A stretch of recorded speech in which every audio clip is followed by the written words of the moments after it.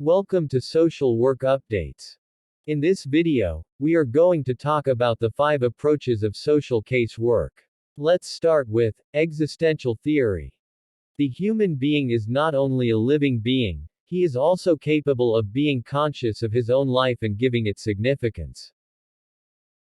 External forces can be nasty and dangerous. Nonetheless, it is not appropriate to assume that humans would invariably become victims of these hostile forces.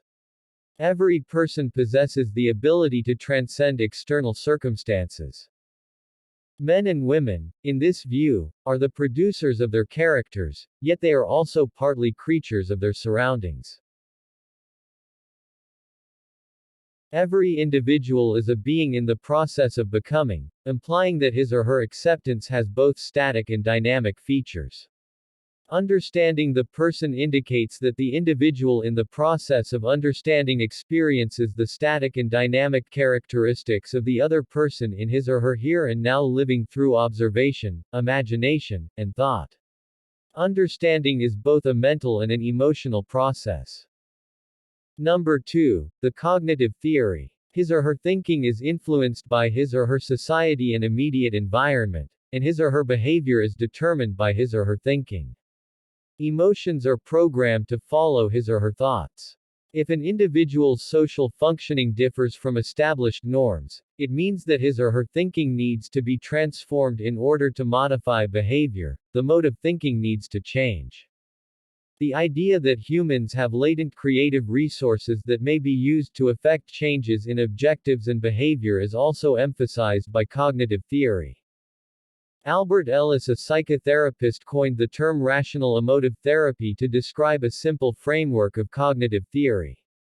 According to Ellis, certain beliefs are irrational yet are perceived as sensible by persons who are negatively influenced by them. Number 3, the behavior modification theory.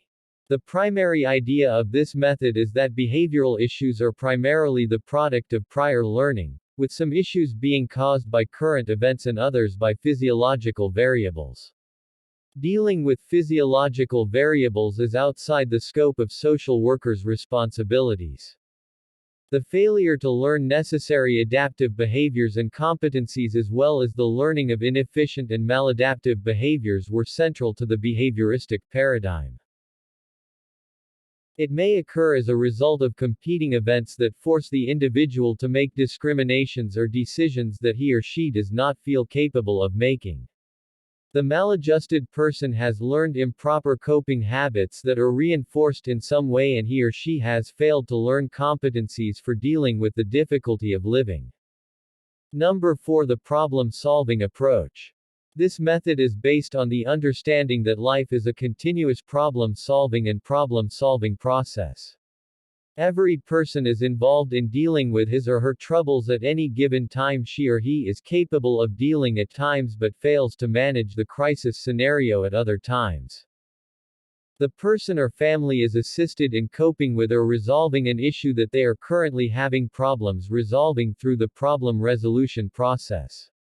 As a result, the major purpose of issue solving is to assist a person in coping as well as possible with such difficulties in performing social tasks. Attempts are made to engage the client with his or her problems and to do something about them in a working relationship with the agency during the initial phase. The problem-solving process begins right away, with the initial step of treating the individual. And number 5, the eclectic approach. It has been noticed that no single theoretical approach adequately describes human behavior. As a result, it's critical to cultivate an eclectic approach, one marked by a thorough understanding of a variety of ideas and the ability to select appropriate concepts and practices with regard to clients. Eclecticism does not imply that a social worker picks an approach of explanation at random.